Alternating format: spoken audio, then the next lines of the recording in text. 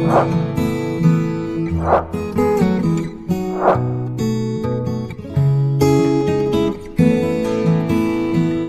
Friends, welcome to వంట వినోదం. This is Anitha. ఈరోజు వీడియోలో మీరు చూడబోయేదైతే తాటి గారెలు. తాటి గారెలు అంటూ ఉంటారు, లేదా తాటి అప్పాలు అని కూడా అంటూ ఉంటారు. ఏ పేరుతో పిలిచినప్పటికీ వీటి టేస్ట్ అయితే మాత్రం అమోఘమని చెప్పాలి. మా గోదావరి జిల్లాలో ఉండే వాళ్ళందరికీ మ్యాక్సిమం తెలుసు. ఇలా వర్షాకాలం స్టార్ట్ అయితే చాలండి, తాటిపళ్ళు చక్కగా విరివిగా దొరుకుతూ ఉంటాయి. తాటిపళ్ళ గుజ్జుతోటి ఇలా తాటి అప్పాలు చేస్తూ ఉంటారు, తాటి బూరెలు చేస్తూ ఉంటారు, లేదా తాటి రొట్టి అని వేస్తూ ఉంటారు. ఏదైనా సరే ఈ టేస్ట్ కనుక నచ్చిన వాళ్ళైతే మళ్ళీ మళ్ళీ ఎప్పుడెప్పుడు ఈ టేస్ట్ చేస్తామా అని ఎదురు చూస్తూ ఉంటారు. మామిడి పళ్ళతో తాండ్ర ఎలా అయితే తయారు చేస్తారో అలాగే తాటిపళ్ళ గుజ్జుతో కూడా తాండ్ర తయారు చేస్తుంటారు. తాటి చాప అంటూ ఉంటారు. మా చిన్నప్పుడైతే బాగా ఎంజాయ్ చేసేవాళ్ళం.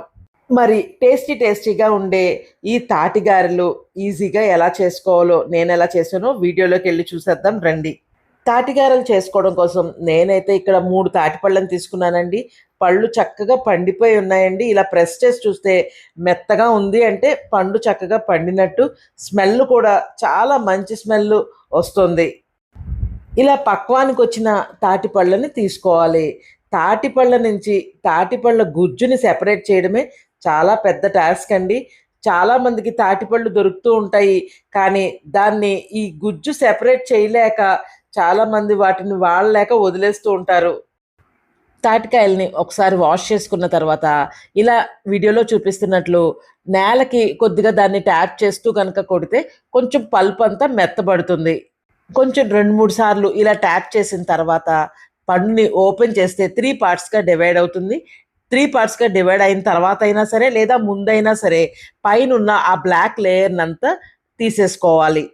పైనున్న బ్లాక్ పార్ట్ లేయర్నంతటినీ కూడా రిమూవ్ చేసేసిన తర్వాత ఒక గిన్నె దాని మీద ఇలా చిల్లులు పళ్ళెం పెట్టుకొని సాధ్యమైనంత వరకు దానికి ఉన్న పల్పునంతా ఇలా రుద్దుతూ కనుక తీస్తూ ఉంటే అడుగుకి మంచిగా పీసులు లేకుండా చక్కని పల్పు కిందకి మనకి కలెక్ట్ అవుతుంది. ఈ విధంగా ఇలా తాటి పండు నుంచి గుజ్జుని సెపరేట్ చేసుకోవడానికి ఒక టూల్ కూడా ఉంటుందండి. కాకపోతే మన అందరిళ్లలో అది ఉండదు కాబట్టి ఈ విధంగా ఈజీగా చేసుకోవచ్చు. ఆ గుజ్జునే తాటి పేసం అని కూడా అంటూ ఉంటారు. మనం మ్యాక్సిమము చుట్టూతో తిప్పుకుంటూ గుజ్జు ఉన్న చోటల్లా ఇలా రుద్దుతూ ఉంటే కనుక మొత్తం గుజ్జంతా కూడా సెపరేట్ అయిపోతుంది. ఇదిగోండి, ఇక్కడ 3 కాయల నుంచి కూడా గుజ్జుని సెపరేట్ చేసేసానండి. మనం ఈ విధంగా చిల్లులు పళ్ళెం పెట్టుకుని కనుక చేస్తే మళ్ళీ మనం దీన్ని స్ట్రెయిన్ చేయడం అవసరం లేదు అంటే ఒక్కొక్కసారి చాలామంది కంచానికి ఇలా రుద్ది ఇలా గ్లాస్తో కానీ ఇలా షార్ప్ ఎడ్జెస్తో రుద్ది చేస్తూ ఉంటారు. అలాంటప్పుడైతే పీసు కూడా వచ్చేస్తూ ఉంటుంది. అప్పుడు మనం మళ్ళా చిల్లులది ఏదైనా పెట్టుకుని స్ట్రెయిన్ చేయవలసిన అవసరం ఉంటుంది. ఇప్పుడు ఇక్కడ చూడండి, పల్ప్ అంతా ఎంత బాగా కలెక్ట్ అయిందో, పర్ఫెక్ట్గా వచ్చేసింది. పల్ప్ అంతా కనుక ఎంత కలెక్ట్ అయిందో కొలుచుకుంటే కనుక దాని ప్రకారంగా మనం పిండిని కానీ రవ్వలను కానీ యాడ్ చేసుకోవాల్సి ఉంటుంది. అందుకని ఒక్కసారి మనం పల్ప్ అంతటిని కూడా ఇలా ఒక బౌల్తో కొలుచుకోవాలి. ఇక్కడైతే నాకు ఈ చూపిస్తున్న బౌల్ నిండుగా 1 కప్పు నిండుగా గుజ్జు వచ్చింది. ఇప్పుడు ఆ గుజ్జునంతటిని ఒక పెద్ద బౌల్లోకి తీసుకోవాలి. ఇప్పుడు ఆ గుజ్జులోకి మనం ఏ కప్పుతో అయితే తాటి గుజ్జును కొలుచుకున్నామో అదే కప్పుతో 1/2 కప్ వరకు బెల్లాన్ని వేసుకోవాలి. బెల్లం గడ్డలుగా ఉంటే త్వరగా కరగదండి. అందుకని ఒక్కసారి మిక్సీలో వేసేసుకుని ఇలా పౌడర్ ఫామ్లో కనుక వేసుకుంటే ఈజీగా కరిగిపోతుంది.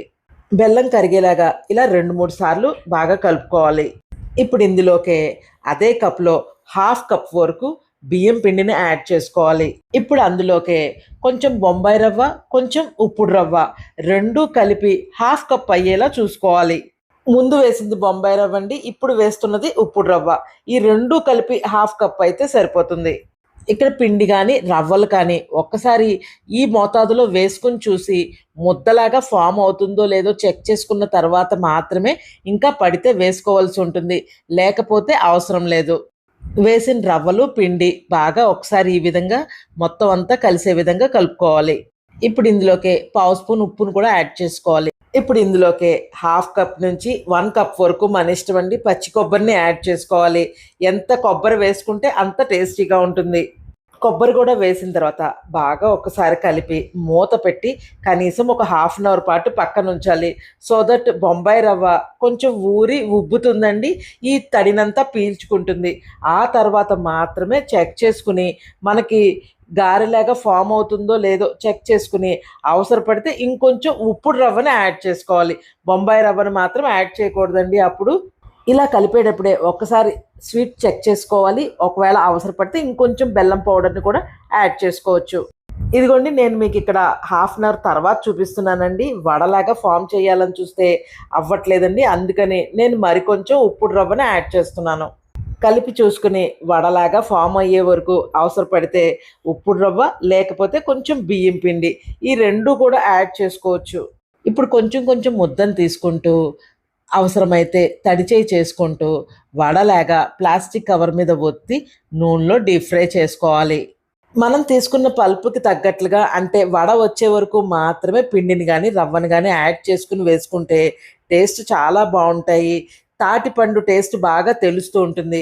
అదే కొంచెం పిండి ఎక్కువగా కనుక వేసేసామనుకోండి తాటిపండు టేస్ట్ కన్నా పిండి టేస్ట్ ఎక్కువగా తెలుస్తూ ఉంటుంది. అదంతా బాగోదు. అలాగే వడలు వేసిన వెంటనే కదిపేయకుండా ఒక్క నిమిషం పాటు ఆగిన తర్వాత టర్న్ చేసుకుంటూ వేయించుకోవాలి. ఈ వేపు కూడా మరీ ఎక్కువ కలర్ రానిచ్చేయకూడదండి. మీడియంగా మంచిగా గోల్డ్ కలర్ వచ్చే వరకు మాత్రమే వేయించుకుంటే సరిపోతుంది. నూనెలోంచి బయటికి తీసిన తర్వాత కూడా ఇంకా కొంచెం కలర్ వచ్చే ఛాన్సెస్ ఉంటాయి కాబట్టి అది మైండ్లో పెట్టుకుని తీసుకోవాలి. అలా ఎక్కువ కలర్ కనుక అంటే బ్లాక్గా కనుక వస్తే చిరుచేదులాగా వచ్చే అవకాశం ఉంటుంది. సో అది గమనించుకోవాలి. ఇదిగోండి ఈ విధంగా కలర్ వస్తే సరిపోతుంది. మంటను కూడా మీడియం ఫ్లేమ్లో పెట్టుకుని కనుక వేయించుకుంటే లోపలంతా పచ్చితనం లేకుండా పర్ఫెక్ట్గా వేగుతాయి. ఒకవేళ మనకి తాటికాయలు బాగా ఎక్కువగా దొరికినప్పుడు పల్పునంతటినీ కనుక తీసేసి ఫ్రీజర్లో స్టోర్ చేసుకుంటే ఎప్పుడు కావాలంటే అప్పుడు కూడా వేసుకోవచ్చు. ఇదిగోండి ఈ విధంగా మొత్తం పిండినంతటినీ గారెలుగా వేసుకుంటే నాకు ఈ మాత్రం గారెలు వచ్చాయి. చాలా అంటే చాలా టేస్టీగా వచ్చాయి. ఔటర్ లేయర్ ఎంత క్రిస్పీగా ఉందో ఇన్నర్ లేయర్ అంత సాఫ్ట్గాను ఉంది. 2 to 3 డేస్ పాటు నిలవ కూడా ఉండే ఇలాంటి తాటి గారెల్ని మీరు కూడా ఒకసారి ఇంట్లో హైజెనిక్గా ట్రై చేసి మీకు ఎలా వచ్చిందో నాతో కామెంట్స్లో తప్పకుండా చెప్పండి.